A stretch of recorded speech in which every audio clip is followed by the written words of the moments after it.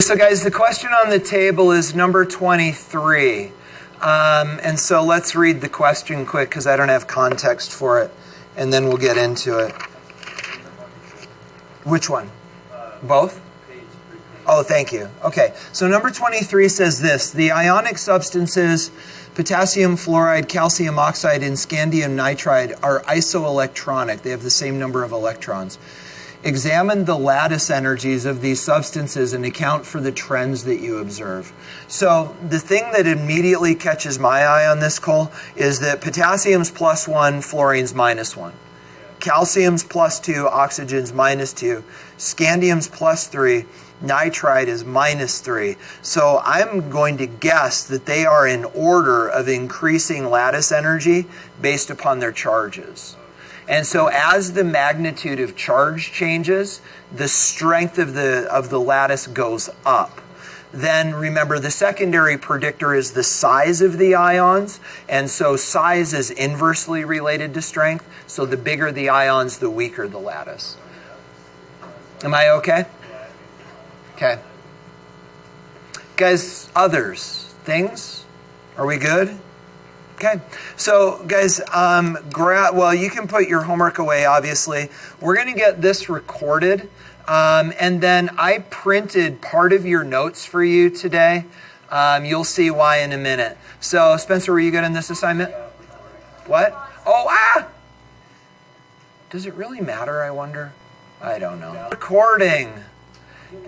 And here we go. So, guys, I printed for you the first 2 pages of your notes. You're still going to need note-taking materials, but I printed for you the first 2 pages of your notes because it just makes it easier if you have the originals. So let me poke holes in these, and then we'll get started. Uh-oh. That doesn't feel like 25 pieces of paper.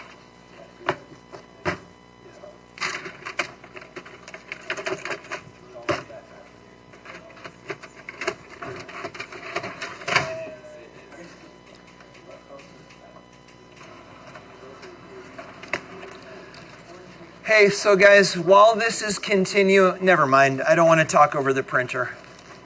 Oh, shoot. Oh, no, we're good.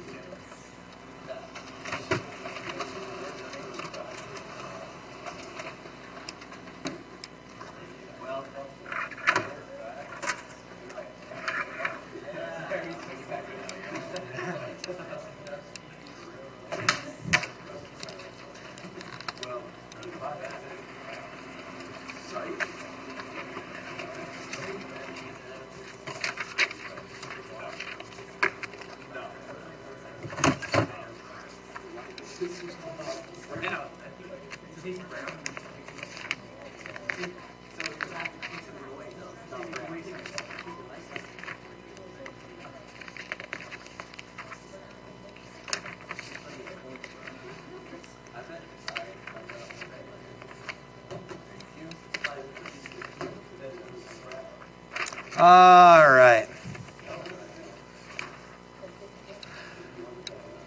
Hey, so, hi. Oh no, is Miss Call's thing having a hard time? Hey guys, sorry, forgive me. Miss Call's, okay. Hey, so guys, before we get started, we have another conversation we're going to have really quickly. So, you guys know that technology is something that I feel fairly comfortable with. I use it extensively in my room. And so, guys, I have an apology and then also an explanation because what's today, Wednesday, Monday?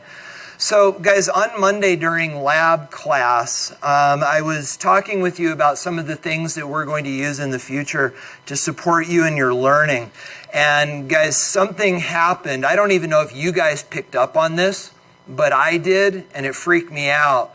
And I not only want to explain to you what happened, but also explain to you what I learned. And so, guys, I don't even know if you caught this, and if I did, it's probably no big deal, but it was disturbing to me, and maybe it was to some of you. And so, guys, I pulled up in front of you my YouTube channel to show you all of the review videos.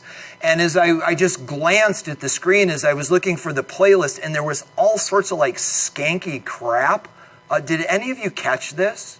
I don't know if you guys even saw this. I was like, oh, snap, like all of these crazy like videos. And I was like, what is going on?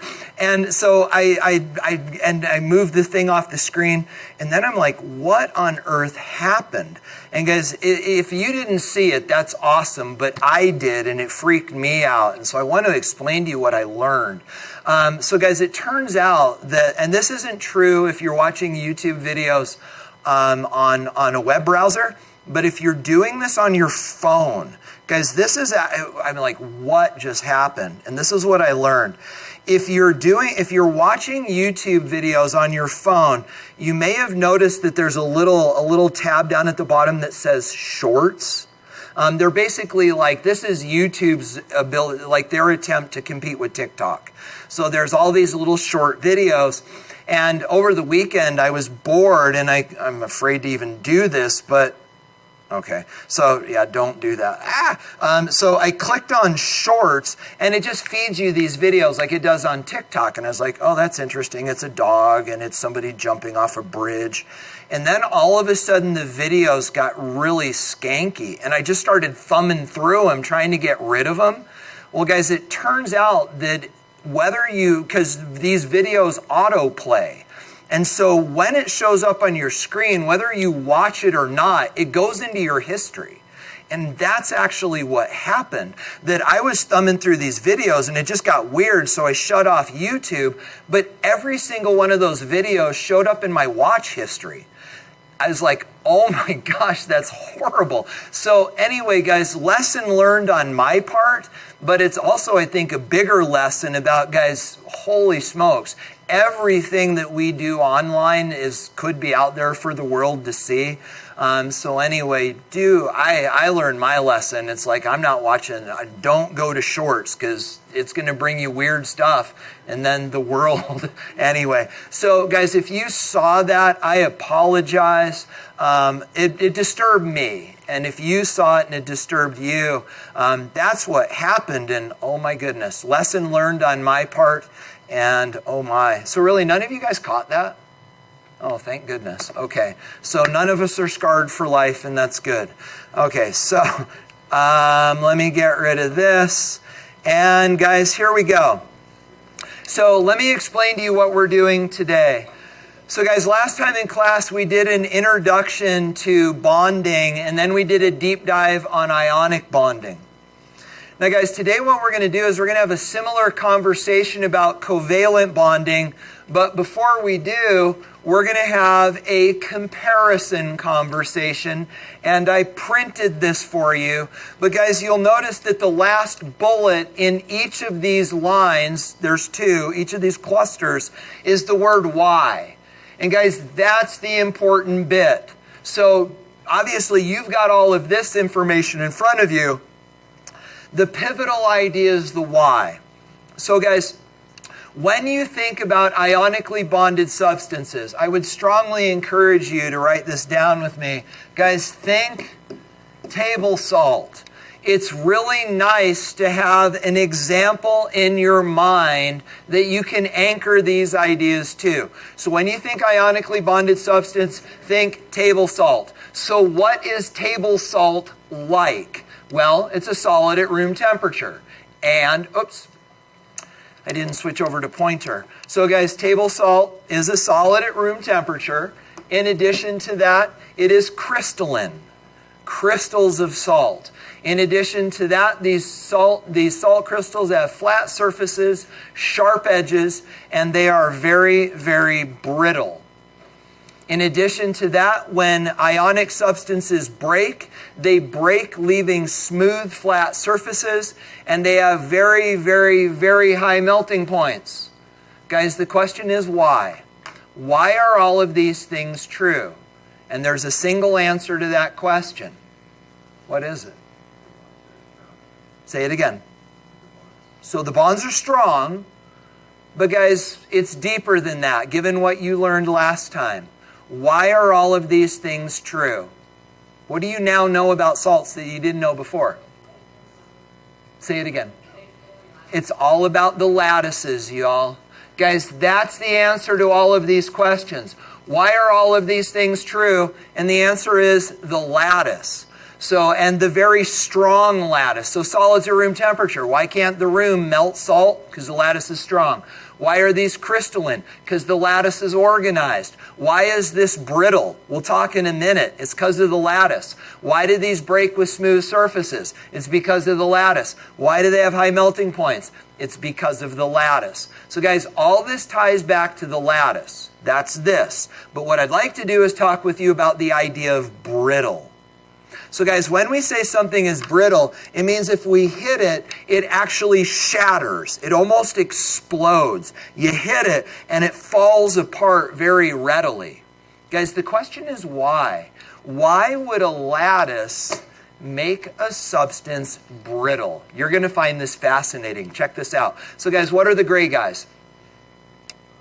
Sodiums. What are the green guys? Chlorines. What's the charge of the sodium? Positive. What's the chlorine? Negative. +1, -1. Now guys, this is the idea. What holds this lattice together? And guys, the answer is these interesting interplays where we've got a positive sodium surrounded by 6 negative chlorines, and all of these then create these strong attractions throughout the whole substance. Now guys, this is the interesting point, and this is what makes these things brittle. I found this fascinating when I learned this, and I think you're going to like it too.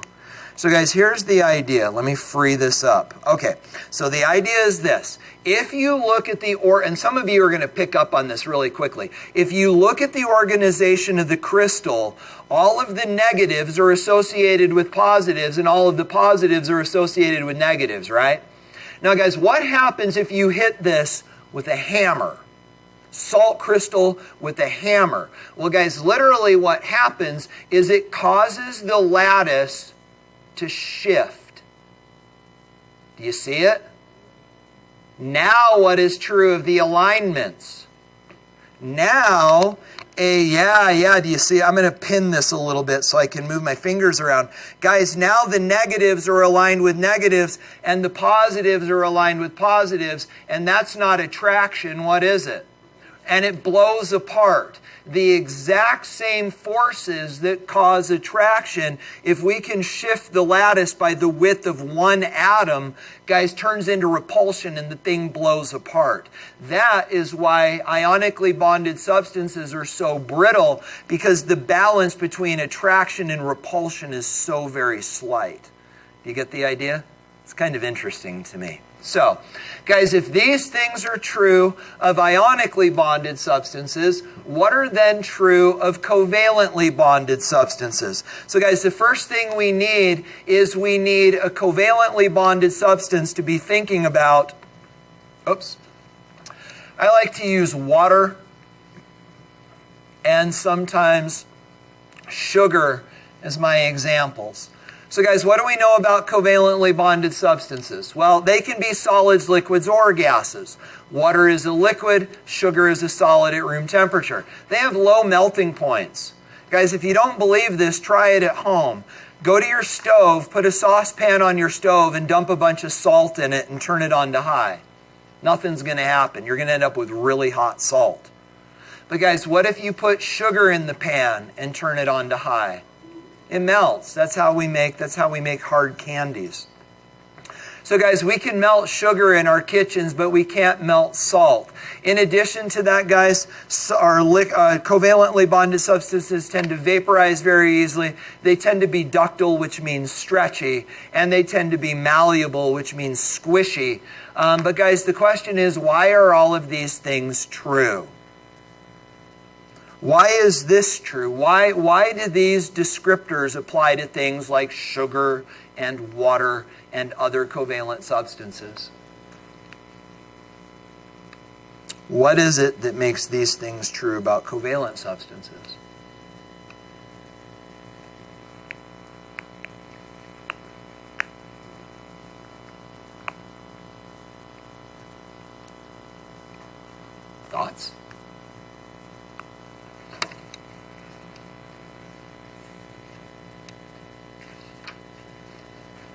Yeah.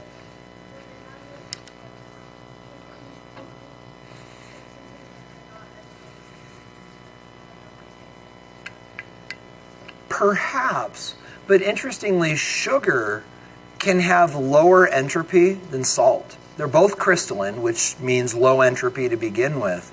So we can actually create covalent crystals with entropies that are similar to the ionic crystals.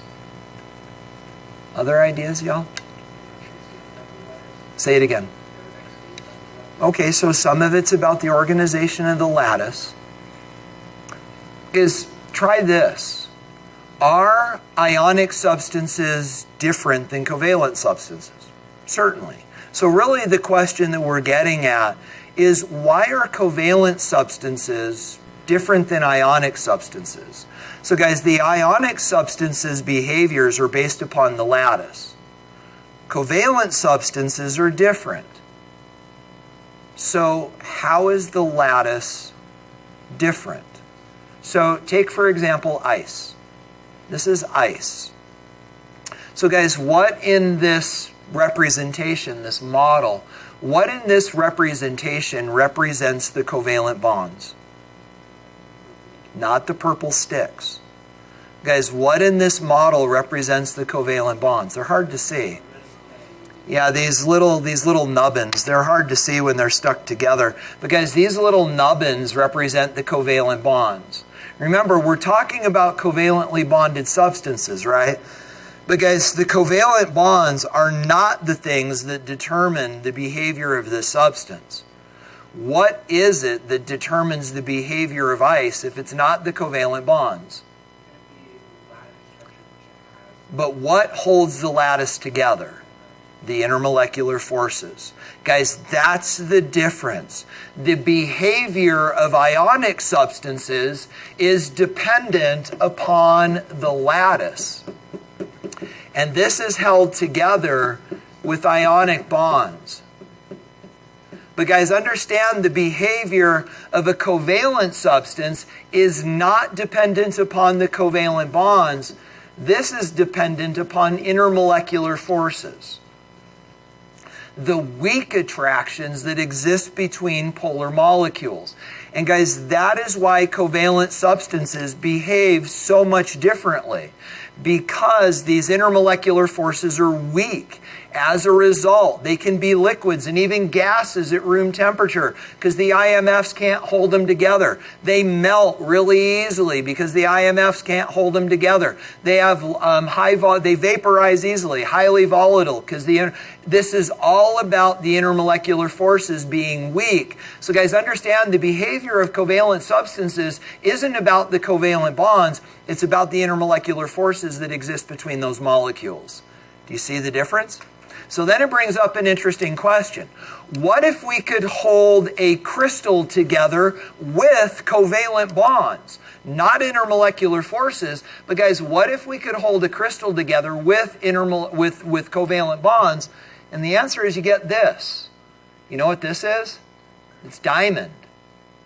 Guys, if we have crystals that are held together with not IMFs, but covalent bonds, now we're talking diamond.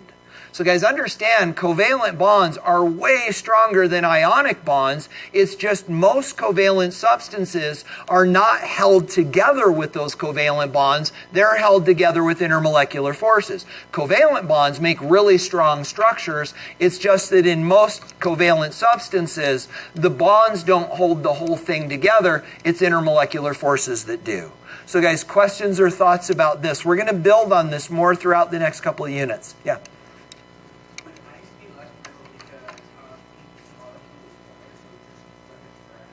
Exactly. Yes, and that's exactly, yeah. So it's less brittle than the other because it's hard to get these to reorient in such a way that we get repulsion instead of attraction. Yeah. Because there are no IMFs in diamond, and that's the point. So here, let me bring this up front, and then let's talk.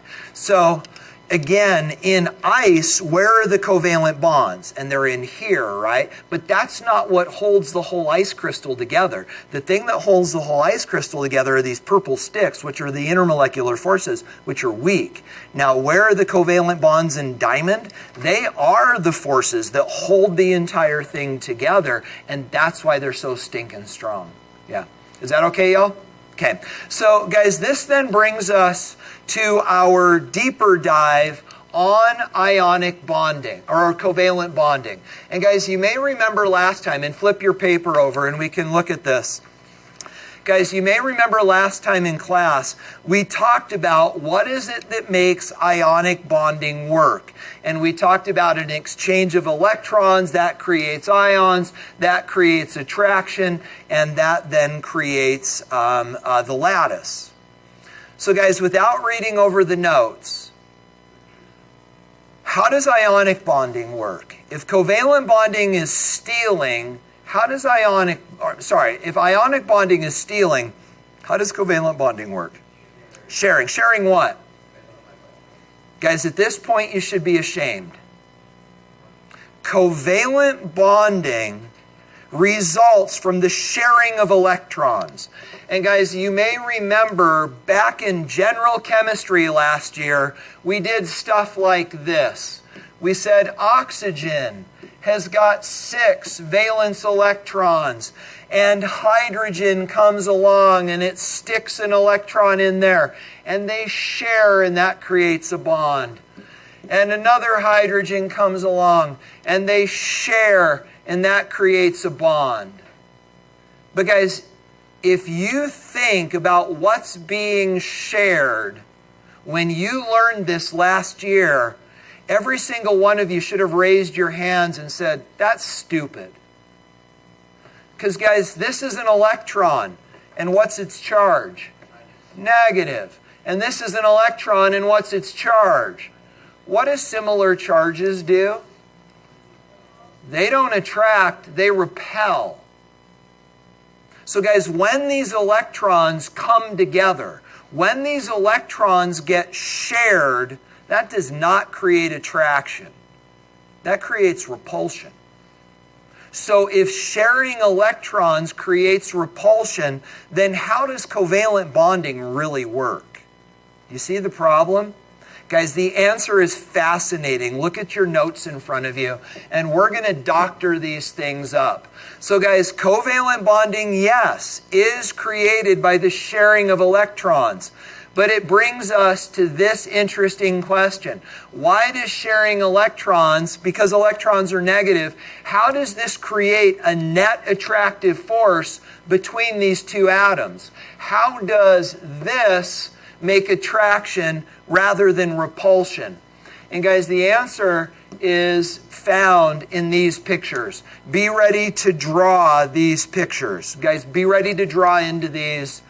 I'm going to go with, what's a color that'll show up? Yeah, I'll just do red. I'll go red. Okay, so guys, let's focus our attention over here. Let's draw into this what we're actually looking at. So guys, let's say, for example, that this is an oxygen atom and this is a hydrogen atom. Relating it back to the drawing that we drew previously looking at water. And then guys, looking at this drawing, here's an electron and here's an electron in the shared pair that brings hydrogen and oxygen together to make water. Now guys, over here in the oxygen, how many protons do we have? We've got 8. So this is 8 protons. How many do we have over here? Well, we've got 1. This is 1. Let me change that. This is 1 proton. So guys, in order to understand how this creates a bond, we've got to not only look at the repulsion between the electrons, we've got to look at all the forces at play. Because guys, when these electrons come together, this definitely creates repulsion. The electrons repel each other. But guys, that's not the end of the story. When these atoms come together, the nuclei repel each other. There's a whole lot of repulsion going on in covalent bonding. The shared pair of electrons repel, the nuclei repel. There's a whole lot of push. But we know that there's a stronger pull. There's a stronger attraction. And guys, where does the stronger attraction come from? And the answer is right here. This nucleus is attracted, I don't know how to draw it, well they drew it this way. This nucleus is attracted to these electrons. This nucleus is attracted to these electrons, and the attraction is stronger than the repulsion, and that then creates the bond. But guys, that's really hard for me to see in the diagram on the left. So I'm going to suggest that a better way to look at it is the diagram on the right, and there's the word that you need to know, a term you need to know. So guys, what do all these dots represent? Probabilities of electrons, right? These are the orbitals that are overlapping.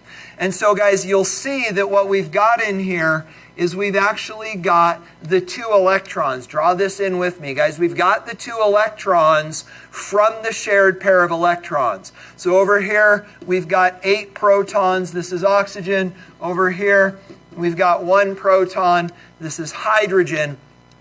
But guys, we're looking just at this shared pair of electrons. Now, guys, do this. Where are the dots the most dense? Between the nuclei. Do you see that? Guys, the dots are most dense in this region in between the nuclei. And guys, that has a name. It is called a region of increased electron density. And guys, this does all sorts of magic stuff to make a stronger attraction, a stronger bond. So guys, let's pick the easy fruit. This proton right here is attracted to that region because that region is highly negative. The electrons are clustered there. Then guys, these protons are also attracted to this region, again, creating an attractive force. But guys, there's another magic thing that's going on here that makes the bond even stronger. It's not just the attraction of the nuclei to that region of increased electron density. What else strengthens that bond? And guys, this is interesting. The repulsion is decreased between the nuclei. So guys, this nucleus and this nucleus push on each other. They don't want to be together because they're all positive. But this region of increased electron density shields the nuclei from each other, decreasing that repulsion and strengthening the strength of the covalent bond.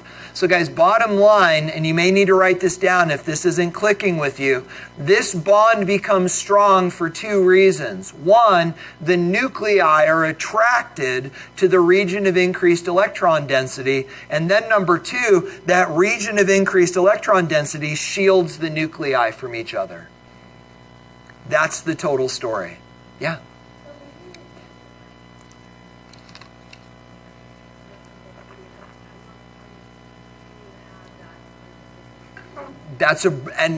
Did you just make that question up, or have you watched the slides already?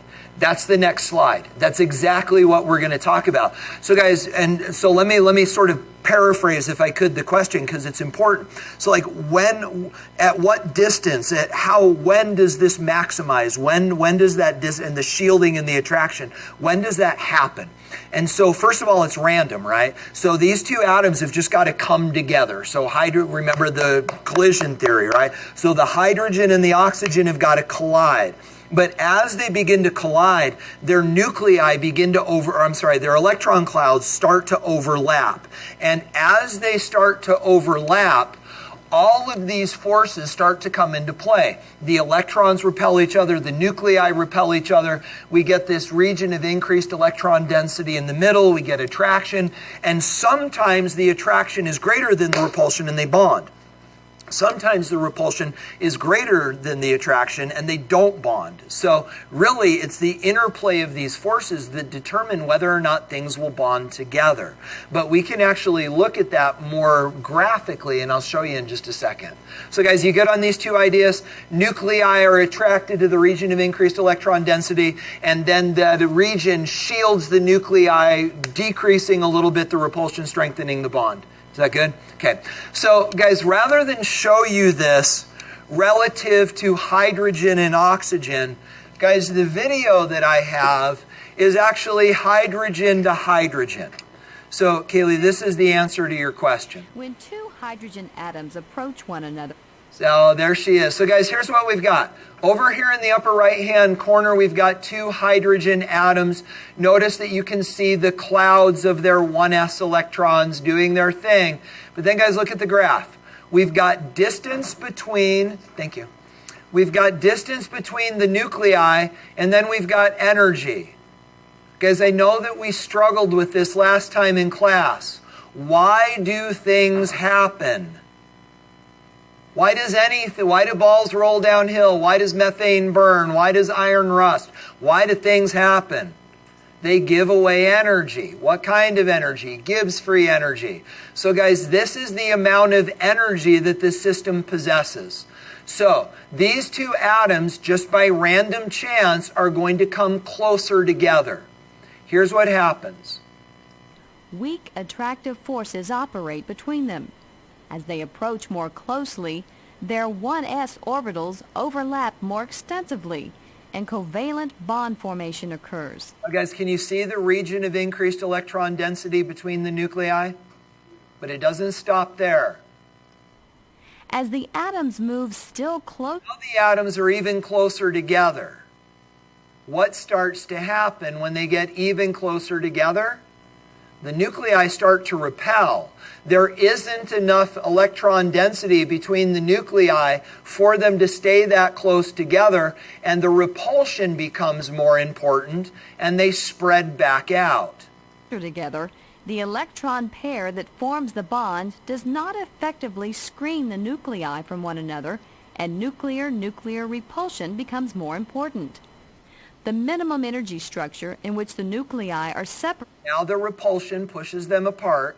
By 0.74 angstroms corresponds to the best compromise between nuclear repulsions and the attractive interactions between the electrons and the two nuclei. There we go. So guys, the idea is this. The two atoms come together, they overlap, you get that region of increased electron density, the nuclei are attracted, covalent bond formation happens. But if these atoms try to get too close together, repulsion becomes more important and they push back. And eventually they settle into a condition where the pushes and the pulls balance out, and that distance where the pushes and pulls balance out is actually the bond length for this particular bond, which in the case of hydrogen is 0.74 angstroms. So guys, it's all about the balancing of forces. As forces are balanced, stress is reduced, energy is released, and the lowest energy, least stressed structure is the one that then becomes the length of the bond. So guys, any questions about these ideas? Yeah? Instantaneous. But realize it's always still happening, right? You can think of it like a spring. So if you add diatomic hydrogen, well, even here in hydrogen and oxygen and water, these guys actually vibrate about that bond. They call it longitudinal vibration, I believe. And so these are always vibrating in and out. And so they're going, hey, I'm going to try to get away. No, the attraction brings me back. Oh my gosh, now I'm too close, and push and pull. And so they're always vibrating about those bonds. But they settle into a distance that's the sort of the resolution of all of those forces, and that's the bond length. So, yeah, please.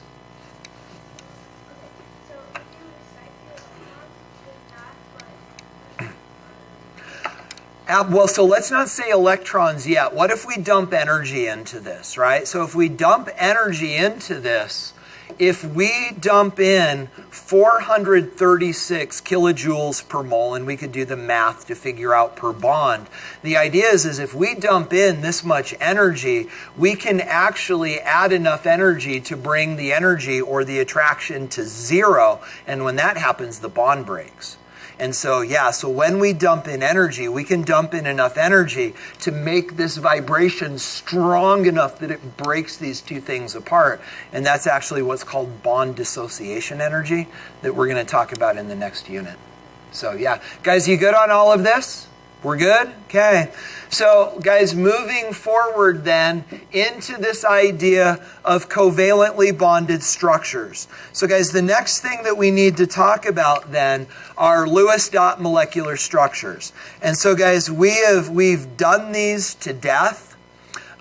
Quick review, we did these last year. I think probably what we need to reconnect with these is just look at some examples.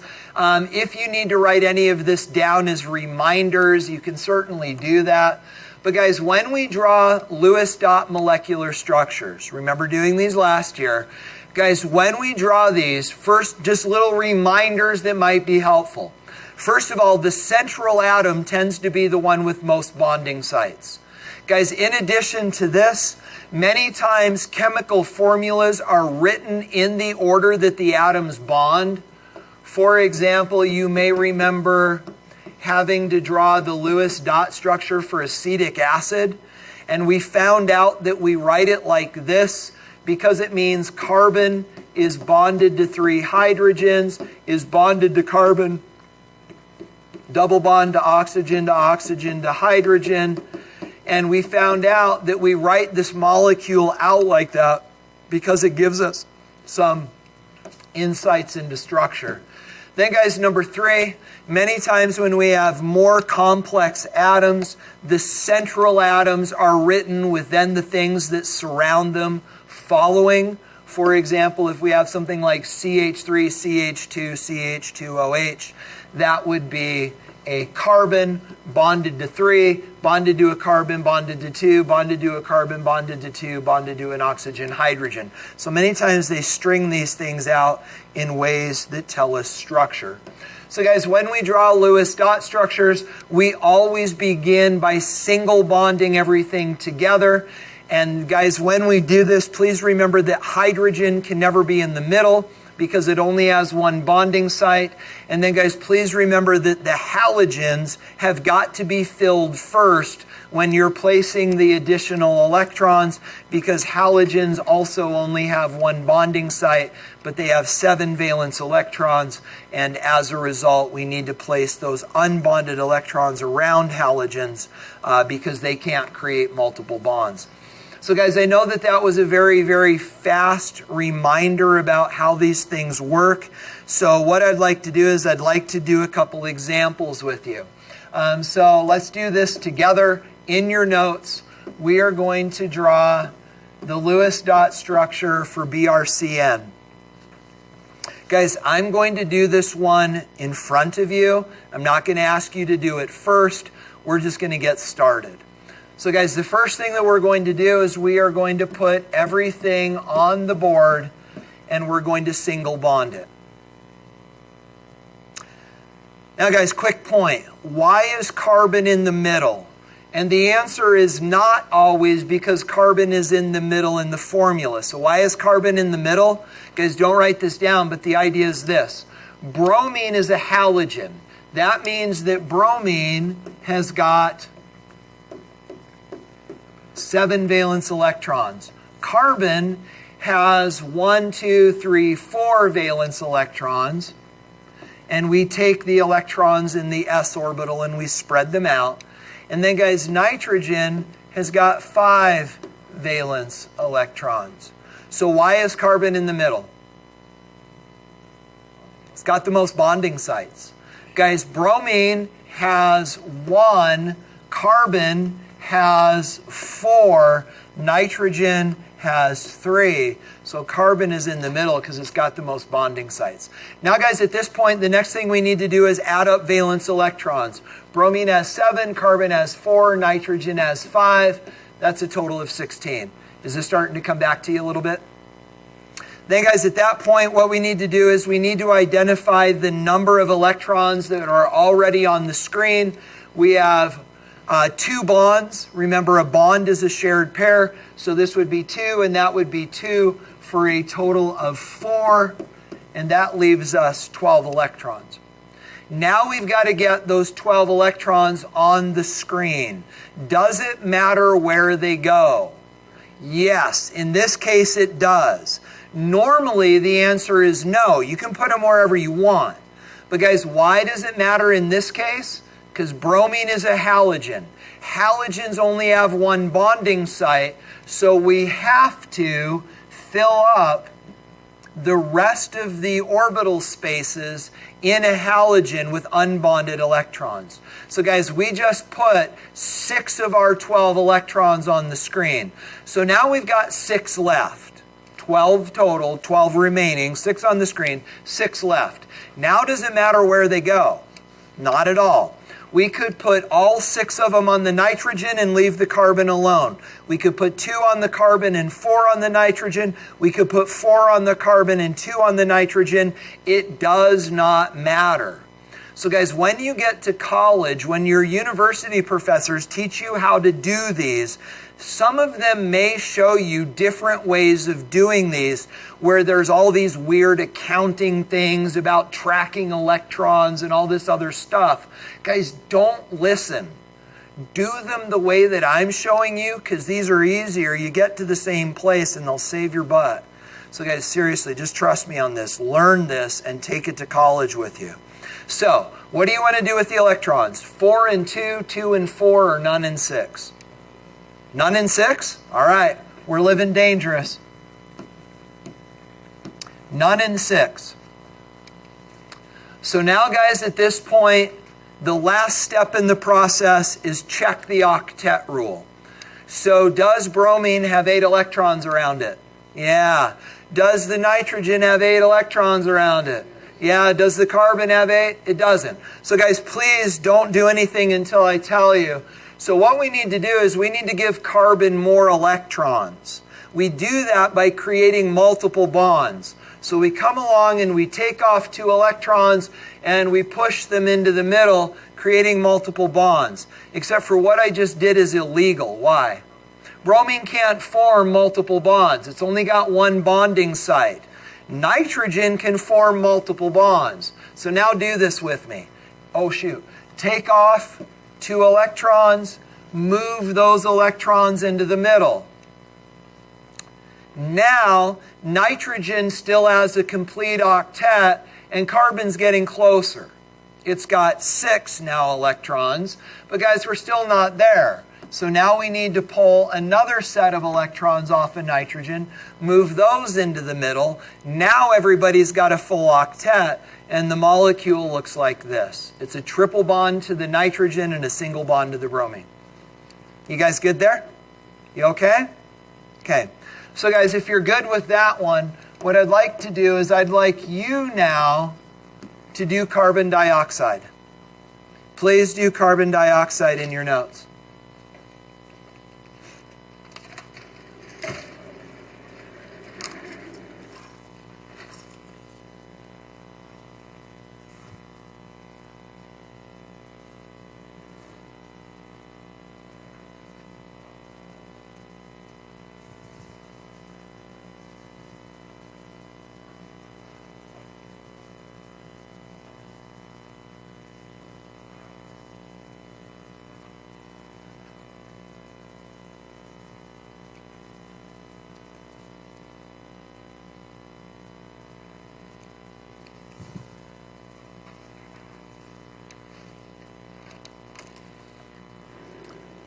Which one's in the middle?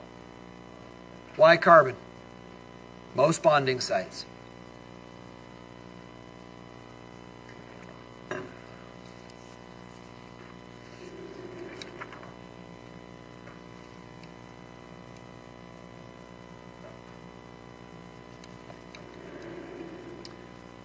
You guys all done? Not yet?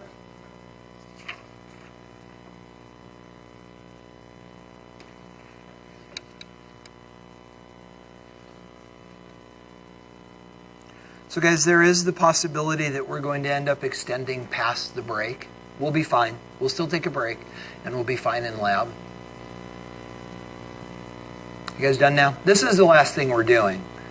You guys done? Good? Okay. So guys, please allow me to catch up with you. This one you did on your own. Let me step through it. Make sure you're doing what I'm doing. And then probably we can move forward. So guys, I've got oxygen. I've got carbon. I've got oxygen. You guys okay with carbon in the middle? Okay.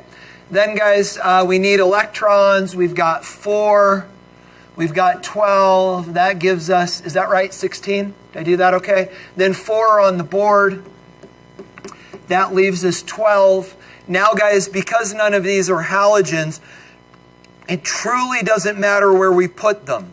So I'm going to do this. 1, 2, 3, 4, 5, 6, 7, 8, 9, 10, 11, 12. You may have chosen to do this differently, but we're all going to end up in the same place anyway. So now, guys, the oxygens, are we okay to say they have full octets? Carbon, no. So what we need to do then is we need to give carbon more electrons. So we come along, we take off 2, we move those into the middle. Notice that oxygen still has a full octet. Carbon's closer, now it's got 6, but it's not there yet to 8. So we come along, we remove another set of electrons from the oxygen, move those into the middle. Then we've got 8 and 8 and 8, and everybody's got full octets, and that would be carbon dioxide. You guys good? Yeah? Yeah? What? I don't understand. Oh, wait a minute. So you guys double bonds on both sides? Yeah. Does that work? Wait, hold on. But this doesn't work. We don't have full octets. So, but no one on the carbon. So wait, you guys did this? Like, hold on, but more, right? You did this? So hold on. So you did that, and I did this, like so, right? I just moved that down. And so you guys did that? Does it work? So we have full octets, right? But wait, ours are different. So how can they both be right? Because the answer is they're not. And the deeper answer is you guys are more correct than me. This is why I gave you this example. Guys, I was setting you up for this. So this is an important conversation. This is how we're wrapping up the day today. And guys, you probably noticed me pausing to create this awkward silence and tension. And then I heard a couple of you, female voices, grasping to justify why you liked yours better. And I heard people say, symmetrical. But wait a minute, mine is symmetrical and yours is not. And guys, I love that you're grasping at that, because what you're grasping for are the lies that I told you last year. So guys, last year, when we were doing all of these Lewis dot structures and you were building models and you had the model kits in your hand, many of you came up to me with these models and you're like, here, look what I built. And I said, that's really pretty, but it's wrong. And you were like, wait, why is it wrong? And my answer to you was because it's not symmetrical. Guys, that actually is not the answer. So do you have all this stuff in your notes? Because we're about to talk about the answer. You ready? So the question that we're asking is this, and the bell is going to ring, and we're just going to let it go. So guys, the question that we're answering is this. How do we know that one of these is more likely than the other? And guys, the answer is this. Let me erase this. Guys, how do we know that one is more likely than the other? And the answer And I suspect for many of you, this was in the W column of your KWL. Guys, the answer is formal charge. So guys, let me explain to you formal charge conceptually. You ready? So guys, as you leave high school and as you move out into your adult lives, you are going to find some of your friends just all of a sudden disappear into the darkness. What probably happened to them? They fell in love. And so you've got this friend group and you guys are all hanging out and you've got your buddies and you're doing your thing. And all of a sudden it's like, wait, where's Cole? He doesn't hang out with us anymore. And then when you finally see Cole, you're like, oh snap, he's got a girlfriend and we're never going to see him again because he's probably going to get married and that's the end of his life, right? But guys, as you start to see this happen to your friends without knowing it, you are going to start to make judgments about the possibility that your friends' marriages are actually going to make it past the honeymoon. And you're going to look and you're going to go like, oh my gosh, Cole married this whacked out, drug addicted biker chick. It could happen. But guys, here's the trick. If that marriage is going to work, you guys all know Cole, if this marriage between Cole and some biker chick is going to work, somebody's going to have to change. Either Cole's going to have to re-dye his mustache and buy a motorcycle, or the biker chick's going to have to sort of clean up her act, right? But guys, the chances of that marriage making it are very slim because it requires too much change. See what I'm saying? Now guys, what if instead you meet Cole's girlfriend and you're like, oh, she likes the outdoors. She really values family. Her faith is important. She's got goals and aspirations, and you start to realize that this girl is a lot like Cole. Well, then you start to go, oh, this might last, because for them to come together, they can stay the people they are because they're already the people that are going to fit. It doesn't require much change. You know what I'm saying? Guys, that's all formal charge is. Formal charge is a measure of how much change is required. And the greater the amount of change that's required, the less likely the marriage is going to work. So guys, then the question becomes this, and you're going to do this with me in your notes. How do you measure change?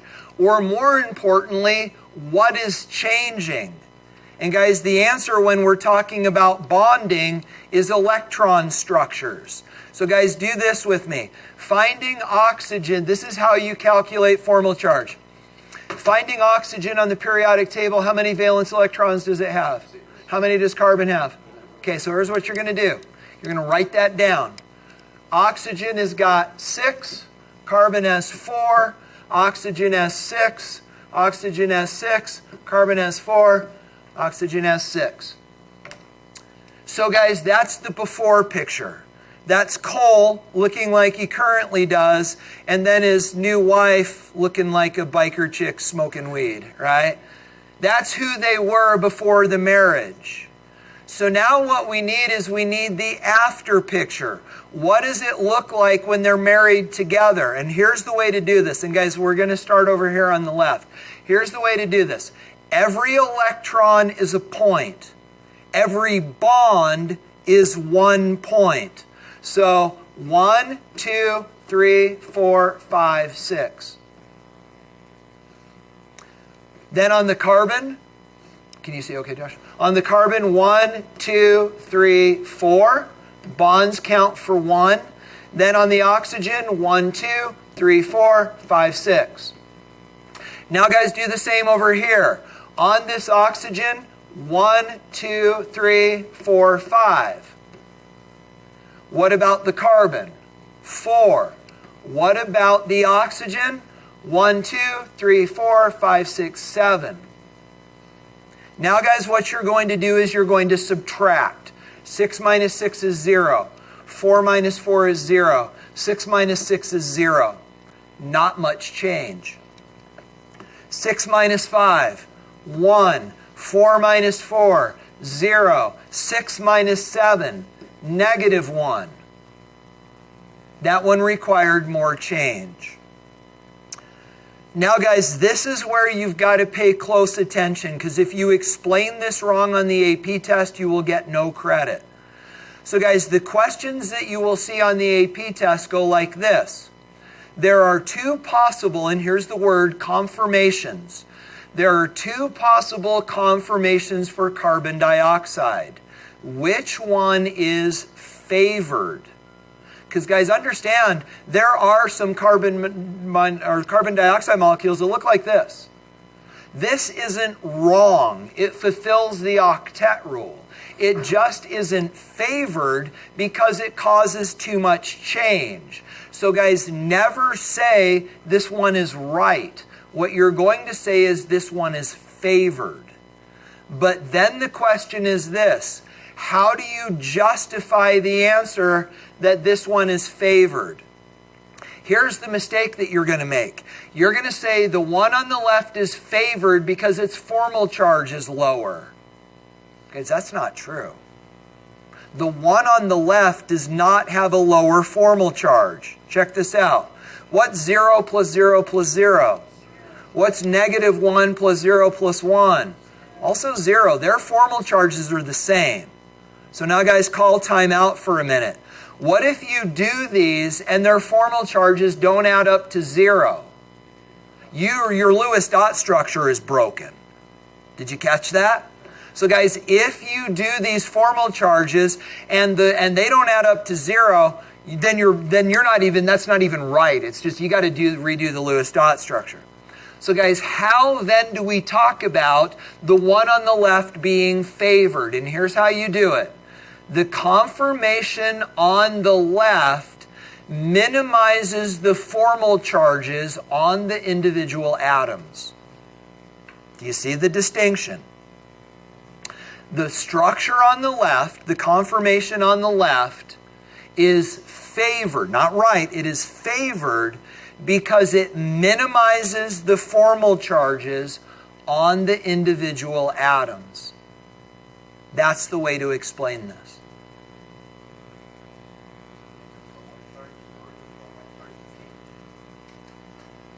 So formal charges on atoms change depending on how they bond to other atoms. Is that okay? So, guys, one more thought. We established the idea that these should add to 0, right? That's not always true. If we were to draw the Lewis dot structure for the nitrate ion, you want to guess what the formal charges will add up to? Negative 1. So, guys, the formal charges will always add up to the charge of the molecule. In the cases of things like carbon dioxide and water and neutral molecules, they add up to 0. But in the case of polyatomic ions, they add up to the charge of the ion. And again, guys, we don't talk about right or wrong. We talk about favored. We don't talk about the formal charge for a molecule. We talk about the formal charges for the atoms.